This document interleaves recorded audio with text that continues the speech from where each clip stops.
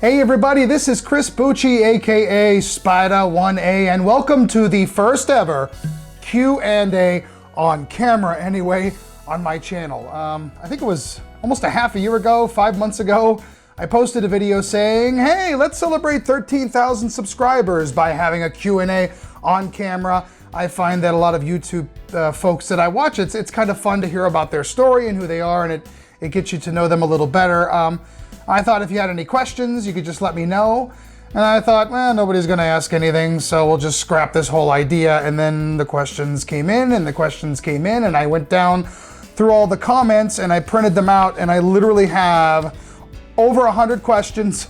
A lot of them were duplicates. If you chop those out, I think there was still like 60, 70 individual questions, and I have them all here over 7 pages. So holy crap, you guys are awesome. I think it's time to tackle these. What do you think? I just recently moved. If you look behind me, this is actually my living room. Behind me, you can see a couple of pinball machines. And if you look in the screen, you know, everything's on this side or that side. It's actually over here. I've got 3 pinball games going down here. I got my TurboGrafx box here, which is stuff we're gonna talk about. I got my White Rose Game Room Show pinball hat on right here, which was obviously pinball related. And I found a Transformers t-shirt. So I'm kind of trying to wear a little bit of everything that we talk about on the channel and some things that were in question here. I also have something to drink because I'm sure this is going to take a long time. I'm trying to think of how I want to do this. And so the way that I thought would be best is to put the questions into categories, because some of you are here for TurboGrafx and TurboViews, some of you are here for pinball, some of you are here for both, and some of you are here because you're bored and accidentally clicked on the channel, in which case you're gonna find none of this interesting. So what I tried to do is I tried to take the questions and put them into categories. So there are 5 different categories here. There's about the channel itself, TurboGrafx, TurboViews, random old school gaming, and then pinball. And then there's a little bit about my personal life. So I guess there's kind of 5 major categories and then one little quick one I'm gonna start with.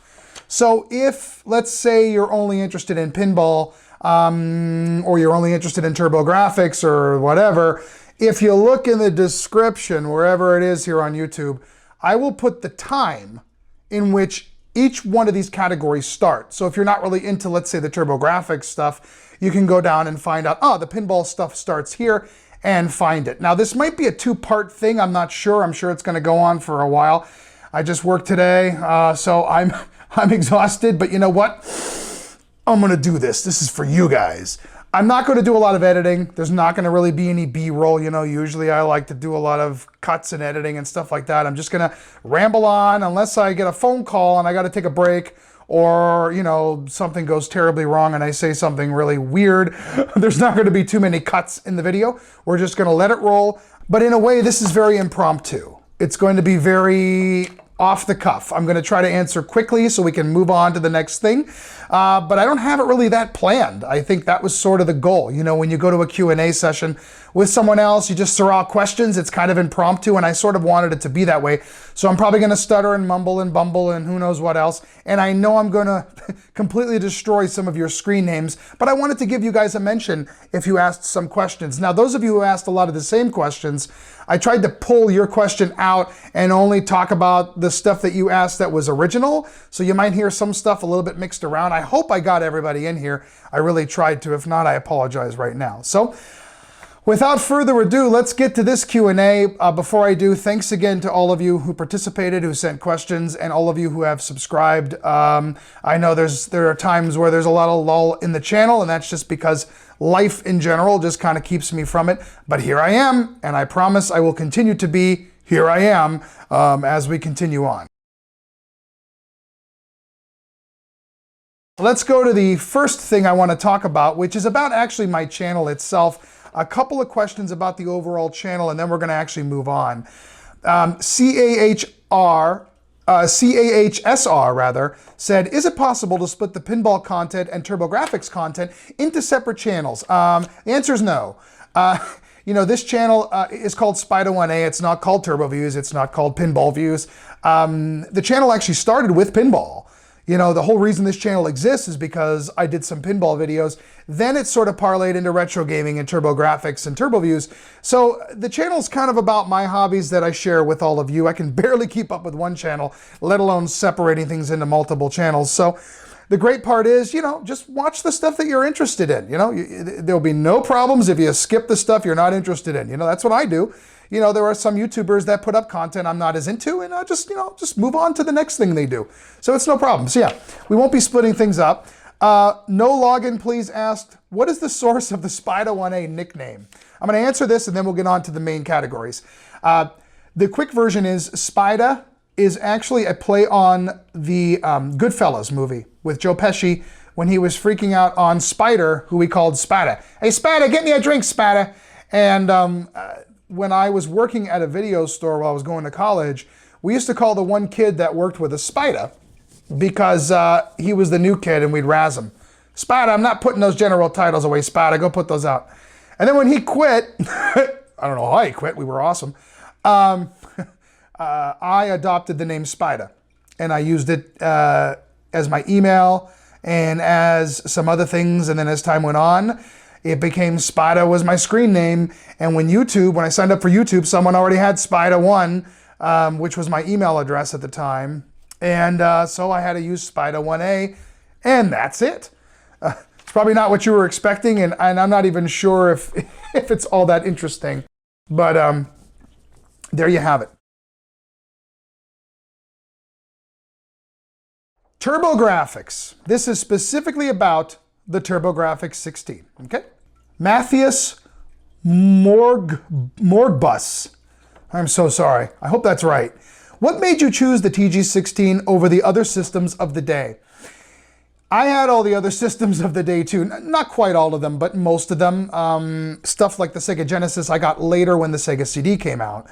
But I was also a fan of the underdog. I don't know how much people love when I do these quotes, but and so I think the TurboGrafx being a bit of the underdog was very fascinating to me. I think I always had an interest in it because no one I knew had it. I found the CD-ROM attachment interesting. I found some of the other technology that they brought along with the system interesting. And looking at those monitors at Toys R Us, you know, where they used to show the games and the systems and the consoles, there was just something about the TurboGrafx and Bonk's Adventure and some of the games I saw, and that's what made me choose it, to be honest with you. But I didn't get it until a year and a half after its release, and at that time it was dropped to $99.99, and you got like 2 games with it. So I did wait until it went down in price, but that's really why I chose the TurboGrafx. MICHIRIN 9801 says, Machirin 9801. So when you were growing up, were you the only kid you knew who had a TurboGrafx 16, or did you know anybody else who also had one? Yes, I was the only one. I knew nobody else in my area that had one. I mean, people knew what it was, and everyone that came over was interested in it, but nobody had one. And on top of it, when I would lend games out, I'd have to lend the whole system out to my friends, because I used to do that all the time. Nintendo, Sega, you know, my friends would have the system, so I would lend it out. And I went ahead and would lend them my entire TurboGrafx because they didn't have the system. So the answer is yes, I was the only one, and no, I knew nobody else. Alex Smitka asked, if the TurboGrafx came out in the US the same time as it did in Japan, do you think it could have beat out the Genesis? That's a tricky one. You know, the PC Engine came out in Japan, and it was there to compete with the Famicom, the Nintendo. By the time it came here 2 years later, it ended up being a competitor for the 16-bit market, which, you know, isn't really true 16-bit as we know it. So I think had it come out maybe a year before, it might have done better. Again, this is just speculation. I think that it's questionable. I don't really know. You can try to guess all you want. I think it might have done better. I mean, the first Christmas season, if you find the numbers and they're floating out there somewhere, the Genesis and TurboGrafx actually did pretty well. They were neck and neck, but then the Genesis just went pa-choom. Then by the time the Super NES came out, it was the end. Insane David. What game would you choose as a pack-in title with the TurboGrafx? Well, you guys know my thoughts on Keith Courage. It's all right. I don't think it was the best choice for a pack-in. I still don't. I would have chosen Blazing Lasers. Legendary Axe, Dungeon Explorer, something that gave a more arcade experience to the console, because arcade quality, arcade-iness was what we were looking for back then. Now, my buddy Johnny, Happy Console Gamer, will say that Keith Courage reminded him of the arcades. And that's cool. And if that's the case, awesome. I didn't find Keith Courage reminded me of the arcades. So when I played Legendary Axe, or I played especially Blazing Lasers, which reminded me of an arcade shooter, I was excited about the system. So I would have chosen one of those games. You know, to sell consoles, get it in the hands of people, then you sell the games later, much like when they pack in their flagship games like Mario with the Nintendo. But that's me. What do I know? Billy25B. Why were there so many great titles for the PC Engine that never made it over to the US? Also, if those titles were brought to the US, do you think it would have made a big impact to get the Genesis and Super NES, against the Genesis and Super NES? You know, honestly, I don't know. It's interesting, the decisions that were made. Nintendo had that stranglehold on the third-party market in the United States, North America, and I'm pretty sure that is why a lot of Konami titles and other titles didn't make it here, just like they didn't make it on the Genesis at first. So I think had we been able to get some of those games that were Konami games, I think that might have helped, maybe. And those are some of my favorite games, Salamander, some of those games that are more arcade quality. Again, I'm just guessing. Matthew Johnson, besides Rondo of Blood, because that's too easy of an answer, I probably know where you're going here. Of all the import PC Engine games you've played, which one would you think you would have liked to have seen released in the US? That's tricky. To be honest, I would say Street Fighter II Champion Edition. I think Street Fighter II would have really surprised a lot of people in the United States. I really do. I think they would have been surprised that, holy crap, it could look this good on this system. That was always one that I thought would have really done well here. Obviously, it wasn't released early, it was released later. But that's probably one I would have chosen. I'm kind of thinking of these off the top of my head, but that's probably what I would choose. Ryan Airzonk, World Champ. Since a lot of TurboGrafx games are insanely pricey, what was the most expensive game you got for your collection? Or did you skip the whole price bump? I finished my collection in 2001, thank God. Otherwise, I probably would not be collecting today. It's very difficult to collect TurboGrafx games if we're talking about the North American games. The most expensive game was Magical Chase. Now, you might say, well, yeah, that's probably almost everybody's most expensive game. At the time, for a complete Magical Chase, I didn't get the box. I paid $125 in 2001. And I remember thinking, oh, God, I can't believe I'm spending this much, but I want to finish my collection. Magical Chase. MTILDSLEY, Matidsley? If you had it to do over today with collecting TurboGrafx games, given the increasing rarity, availability, and price increases, would you still buy all the US releases or just buy the imports for the PC Engine? I would probably still go for the US releases. Because at the end of the day, this stuff is deeply rooted in nostalgia for me. These are the games I had as a kid. You know, because I had 70, 80 games as a kid. You have to understand, I had, 3/5 of the entire releases here when I was younger. So, yeah, I would probably still do United States or North American and then import games. Jerry Slammin, what are your favorite shoot-'em-ups on the TurboGrafx? Ooh, boy. Blazing Lasers, Superstar Soldier, Lords of Thunder, and Gate of Thunder. Ah, fantastic. Aeroblasters. Whew, there's a lot of good ones. Think. I know I'm forgetting something. I'm forgetting something. Sinistron's a pain. There's a lot of great shooters. I mean, again, I would say go back and watch some of my earlier reviews on any of the shooters. But those are probably the ones off the top of my head, I would say. They're just fantastic. You can't go wrong with any of those. Soldier Blade, any of the Soldier series. It's fantastic. Captain Natron, what do you think is the most underrated TurboGrafx and Turbo CD game? JJ and Jeff, I think, is the most underrated. Did I say unrated or underrated? It's the most X-rated game ever. You know, honestly, I would say JJ and Jeff. It gets a lot of crap. I love that game. It's so addictive to me. We talked about that in Random Rerun. I've mentioned that many times. Underrated Turbo CD game. As far as CD games, nothing is jumping out at me because they're all maybe something like Splash Lake, which is kind of an obscure little puzzle game that nobody ever talks about. I always liked that game. That's fun. I pick that up once in a while. Sorry, I'm probably not a very good answer. Bandit Keith, a question. What is your #1 favorite TurboGrafx game? Oh, Bandit Keith. Wow. Eastbook 1 and 2. Gate of Thunder. Bonk's Revenge. I don't think I can pick just one, man. I wish there's not one that stands out. I'm just a fan. You know, and I get crap every once in a while that I'm too easygoing. But the show's called Turbo Views. It's to celebrate the TurboGrafx 16 catalog from a fan. So most of the time I tend to spin things a little more positive because I tend to be more positive about it.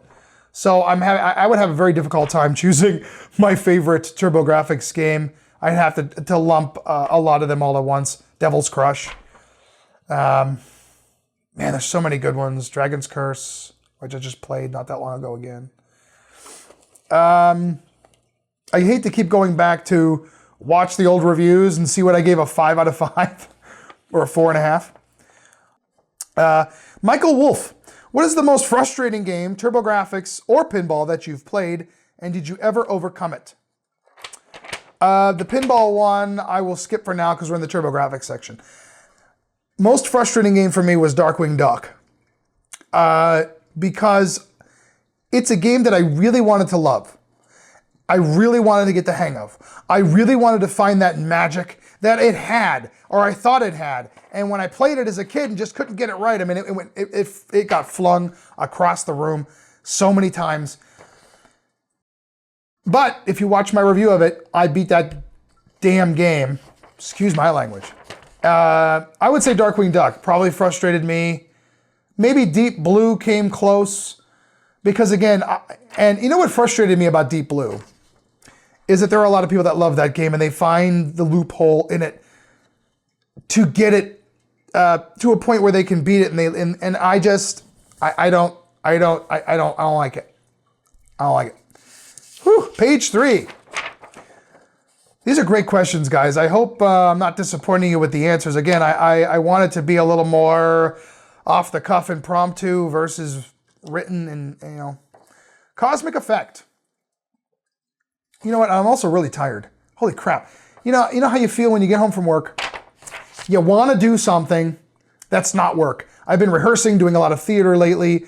I actually have some free time now until January. And I was like, I want to do that Q&A. I got the list together. I'm ready to go. And then you sit down and you just... Sorry, Cosmic Effect, I'm getting there. Cosmic Effect. What's your favorite obscure music for any TurboGrafx game? Man, I hate to keep bringing this game up because you're going to kill me. JJ and Jeff. Almost every one of those music tracks I love. I hum them after I play the game. I find them upbeat and fun and breezy. Especially the one in the snow level. I don't know if it's snow, but it's like the white. The platforms are white and it's like... yeah. JJ and Jeff, I think, has some of the quirkiest, kind of funnest music of Turbo Chip games. You know, I mean, obviously a lot of the CD games have amazing music, like the Thunder games, the East games. Yeah. Legend Man. With the countless controller variations for the Turbo PC Engine, which one is the best? Ah, that's interesting. See, in America, we didn't get that many different variations. You know, you had the Turbo Pad, the Turbo Stick. When I was a kid, I preferred the Turbo Stick, but I also preferred the NES Advantage for the same reason, because I was an arcade gamer, and I loved being able to feel the arcade machine, even though the thing always wiggled on me, so it never felt exactly like it. But the TurboPad I thought was pretty comfortable. If we're talking PC Engine, I really like the Avenue 3 pad. That's a great controller, and I actually use that for some fighting games. But it also, the way the buttons are configured, it just feels very comfortable.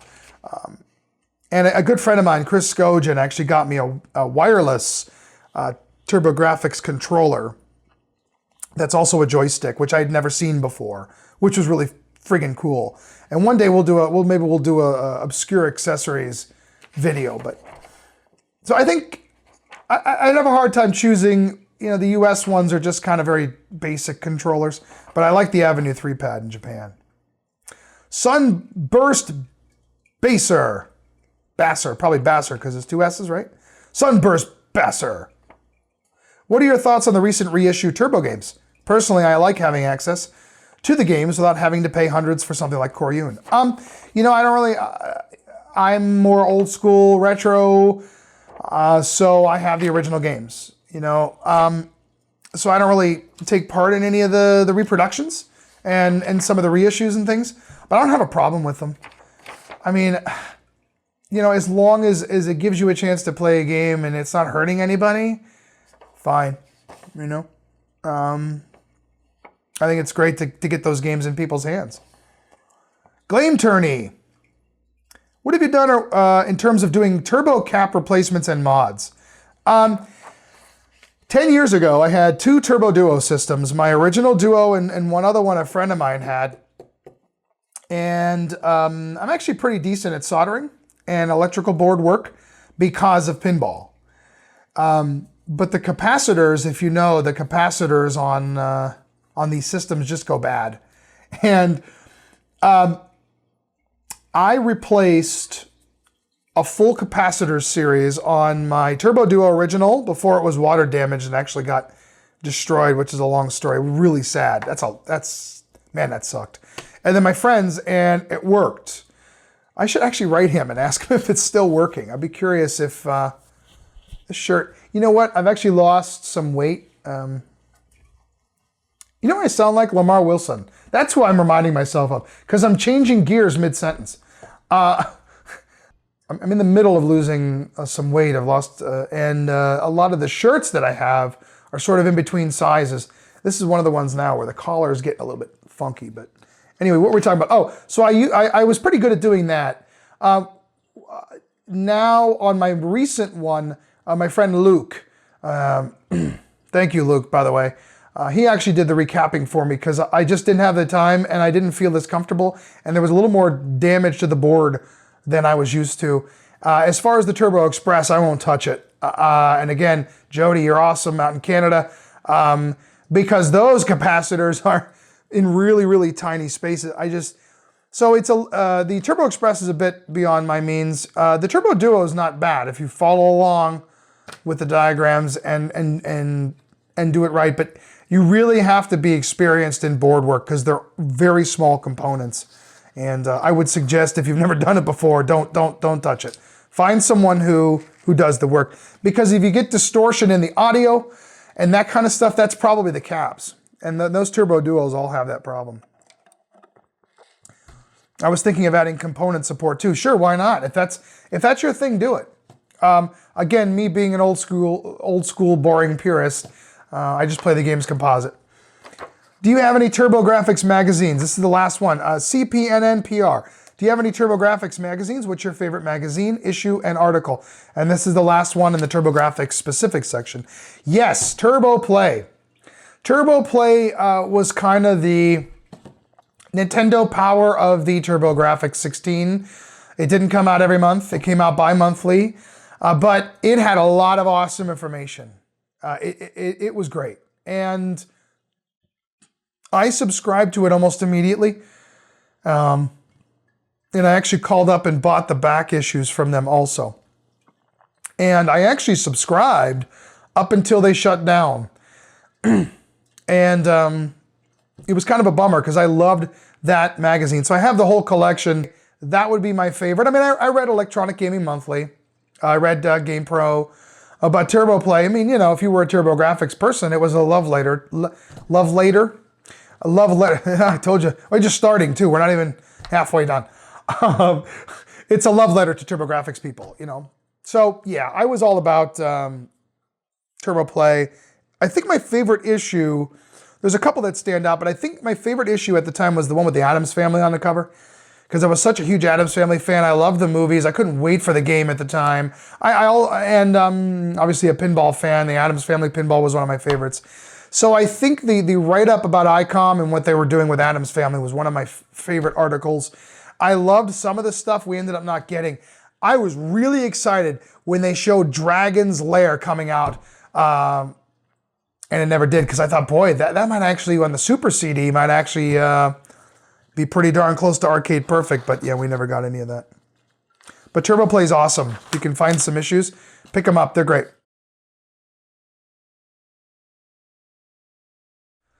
Now we're going to talk about TurboViews, the series itself. So this is about the series on YouTube, okay? Let's see how we do here. We are down 2.5 pages. See what I mean? This thing, see how, did you ever have that where it starts to ride down on you? See, now you know why I edit my videos heavily, so I don't shut up in them. Stand the strong arm. I noticed that the video quality in your TurboGrafx reviews is consistently good, so I wonder how you pull that off when the Turbo only supports composite video. Thank you for that. You know, things have changed since I started doing the series. As far as YouTube is concerned, you know, everything now is HD, you got 4K, you got 60 frames per second, and yet I still do everything the same. What I do is I come out composite into my digital 8 camcorder. And what I noticed is my digital 8 camera, when it digitizes it onto the tape, it also semi-sharpens it, and it retains the quality. So by the time I then capture it into my computer, I have a really beautiful image that looks almost exactly as it looked coming out of the system. As time has gone on, I have noticed that with HD, it didn't look as good. So now I do a slight up convert. I don't do a full up conversion because, again, you know, unless you buy, and I'm not going to go and buy all those drives and stuff and up convertings for my systems. I like playing them on my CRT television, coming out composite with the original hardware. It's just a personal thing. I feel like I can give you the best review, the best experience. If I have the best experience flashing back to 91, that's why the series is, you know, is the way that it is. It feels like something from the 90s, which is something I was going for at the beginning, and it's still continued today. But I'm really glad to see that you think the quality looks good, because again, it's slightly up converted in its final stage. So when you watch it on YouTube, it does come up HD. It is technically HD. Some of the scan lines of resolution are added in, but it's not a perfect conversion. And it still looks pretty good, I think. So it is, it's all composite. And I actually edit the series using Adobe Premiere, an old version that I used way back when I first started the series, because I come out standard def. But that's a personal artistic choice, believe it or not. And I think we're gonna get into that later. Brandon Moffat. The question I like to ask is with regards to TurboViews. Will you continue to make all future videos in 4:3 so that you remain true to the way the games were originally published? See, I knew somebody asked this. What you're watching now is 16:9. Obviously, I have an HD camcorder. The videos that are live action, the pinball videos and stuff, are in HD. TurboViews Extra will be in HD, but the video game reviews will be 4:3 standard definition. That is a personal choice. It's consistency because, you know, my LCD won't let me change it now. But it's also, that's the way the game's supposed to be played. Now, obviously I zoom in on the screen and some other things, but you know what? I started the series in 4:3 with little pillar box, and actually when I up convert it now into HD, I force it into 4:3. So you can't even stretch it out if you want to, unless you do some forced thing to it, because I want to give it the feel of a show from the 90s. I want you to feel like you're watching a video about a game that was released at the time it came out.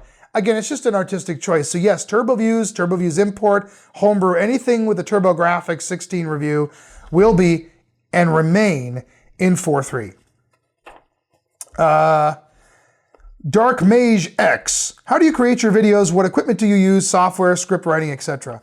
I'll give you the quick rundown. and I've done it the same since day one.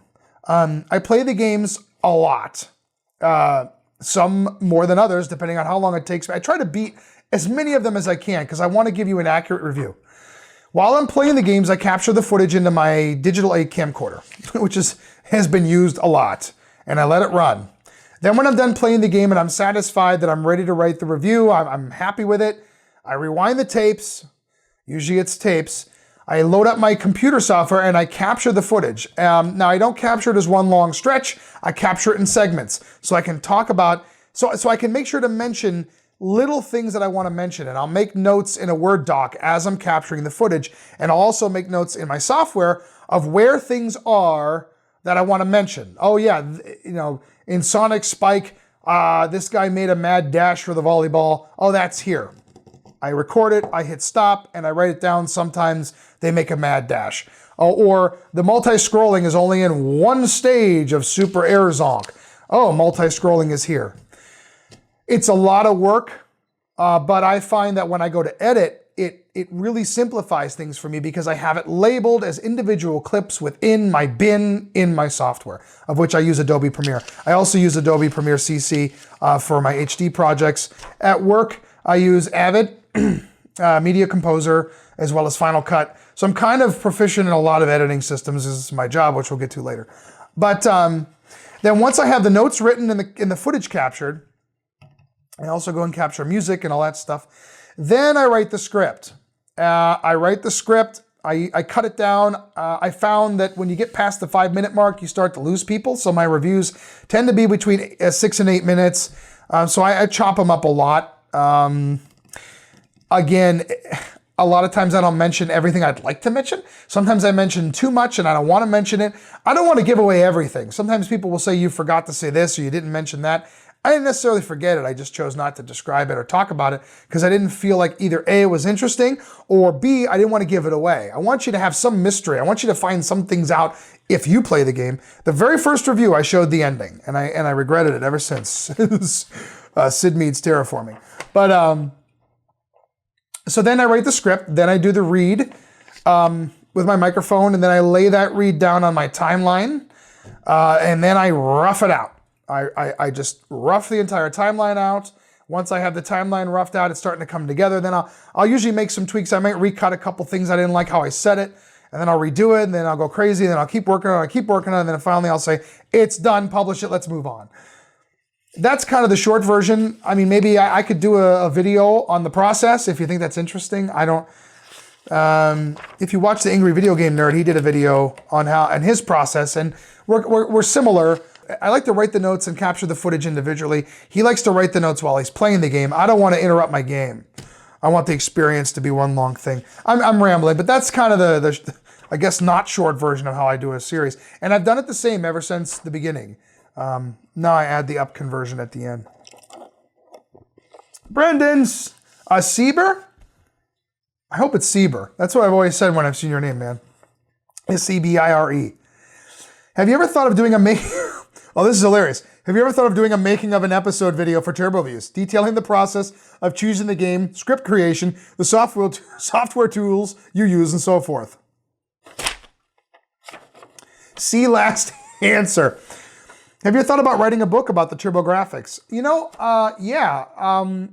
At one time, my friend Pat Contry wrote a book on the NES, and he and I had talked about possibly collaborating on a TurboGrafx book. We haven't really spoke about it since, but I would like to do one on TurboGrafx because there's a lot of wonderful pinball books out there. But TurboGrafx, I think it could use its own book. Adam Romano, how long does a review typically take on the production? Not the game playing side. I recall one video where you superimpose gameplay over the static images within a game manual. Oh yeah, that was Jackie Chan's Action Kung Fu. I found the exact frame or close to it of that stage and put it over top. You know, I try to do some kind of effect with every review if I can. Sometimes some games don't lend themselves to those effects. Sometimes I just want to get the review done. It just depends. You sort of go with the flow and what you're feeling at the time. And I think that's the case for anything in life. But if you're doing a video, you just have to trust the process and just, go from there. It's hard for me to tell you how long a review takes. I would say 10 to 20 hours, from after I play the game. By the time I capture the footage, make the notes, write the script, capture it and then do the read, do the editing, and get it done. Maybe 10 to 20 hours, depending on how long the review is and how many different things I need to get for it. That's just a guess. I mean, I don't really log in my time. But I'm really glad that you've picked up on. I mean, I go back sometimes and watch the reviews. There's a lot of editing in them. But this talking in front of the camera, you know how it's killing me right now? To not put some B-roll over this? It's killing me. Yako Warner, 1990. Yako Warner? I'm sorry, guys. I'm horrible at this stuff, as you can see. And my question is, once TurboViews is over, will there be plans to review other games and systems? Sega views? Moon Jelly Kevin, once TurboViews is complete, would you ever complete a TurboViews import series for PC Engine games? WDCV Fergmanich, will you play any Japan-only games when you're done with official English releases? Super Groover, once you finish the US releases, are you going to the Japanese exclusive releases that you haven't already done? Garrett CRW, are you thinking of doing any more import editions of TurboViews? All of you asked the same question. I don't know. Honestly, I really don't know. I mean, I'm really honored that you enjoy my reviewing style and you like the way I do it, that you would want other stuff. But truthfully, I'm not sure. The PC Engine, there are 4 times as many games, and it's an amazing collection. I have a nice stack of them, but I'm not a completist with PC Engine, so I don't know. I have a Super Nintendo. I have stuff, maybe. Let's just get through TurboViews first. It's taken me a little longer than I thought, but But thanks for asking. I don't know. Maybe. Let's just say maybe. World of Retro Gameplay 2. Can you do a special video chronicling your love for the TurboGrafx PC Engine, starting from childhood to present day? Maybe highlighting your most memorable moments with the console and its games. That's interesting. I kind of do that in my reviews, in my memory commentaries on the DVDs, through some of my videos where I just talk off the cuff and some of my... So I think I'm sort of doing that slowly over the course of this series, but that's not a bad idea. I love sharing my memories, history, hobbies with all of you, just like I love to share it with my friends and other folks. So yeah, I mean, I wouldn't, that's not a bad idea. I'll put that on the possible list. Mark Desgagnes. Boy, I hope that I did that right. What about doing some top 5 of your TurboGrafx games in different categories? Top 5 RPGs, top 5 shmups, and so on. Great idea. I love top 5 lists. I thought about doing this as we get closer to the end of the series when I've reviewed the majority of the games. So then I can sort of like refer you to those reviews and go back and think about it. Because there are some games that, believe it or not, I haven't played. In fact, Review 100, which I'm not sure if you're going to see before or after this, is a game I have never, ever played. And so I'm looking forward to that. So yeah, I will definitely, again, much like the history, chronicle the history, I'll put that on the back burner of possibilities. Ooh, we've got some multiple ones here, 1 and 2.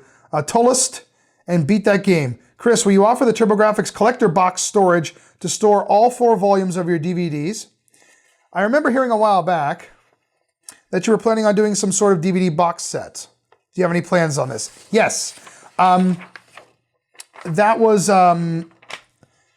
originally my goal was to have 6 volumes. I'm actually going to do 5. Because the last volume, there'll only be 10 straggling reviews kind of dangling out there for the final volume. So I'm going to do probably just a bigger set for volume 5. So volume 4 now is in the works. That means there's only 1 more left, which is hard to believe, but it took forever to get to 4 because of my slow you-know-what behind. But I was talking to a buddy of mine, and actually it's perfect that we have this here. I was talking to a friend of mine who creates this kind of stuff, And he was, I talked to him about creating a box set to hold all 5 volumes. And I wanted to make it like this. I wanted this artwork or similar artwork with the TurboViews logo on it. And then on the other side would be the hole to have all 5 volumes nicely tucked up. I don't know if I would sell it as a box set, but I was thinking with volume 5, I would sell it with or without the box, or you could buy the box by itself for people who already, purchased the DVDs. I'm still going to pursue that for sure. I think my buddy skipped town, so I might have to find somebody new. But yeah, I think that'll be cool. Because I sort of looked at the DVDs as an encyclopedia of TurboGrafx. So that's why they're very uniform in the way that they look when you see an encyclopedia, and they're all just very uniform. Nostalgic Pixel. Have you recently considered live streaming pinball and turbo games? I really enjoyed your playthrough of Rondo that you dug up from your VHS days.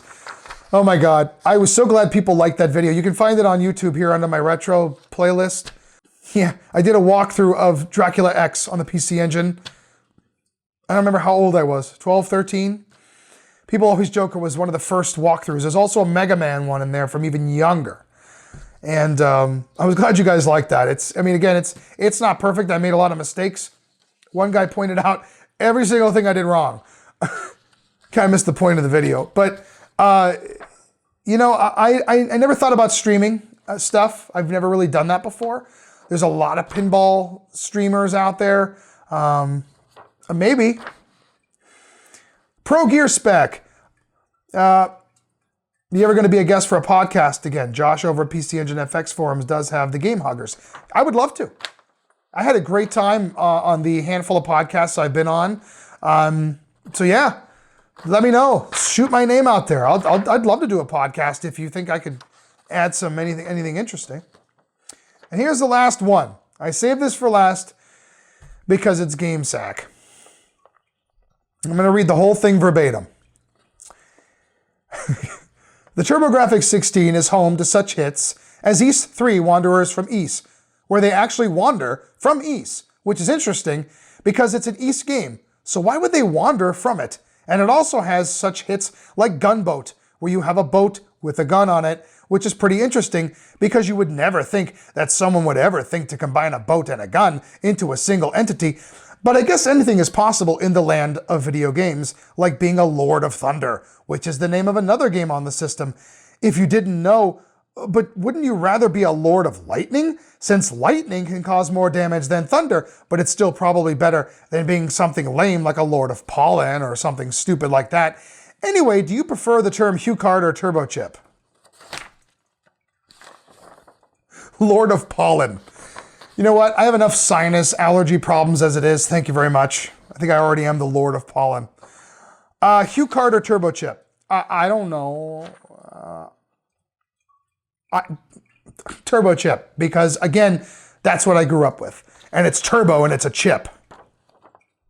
How about that? But HuCard's kind of cool because I like Hudson Soft. I don't know. GameSack. Love you guys. Thanks. That's it. That's it for that category.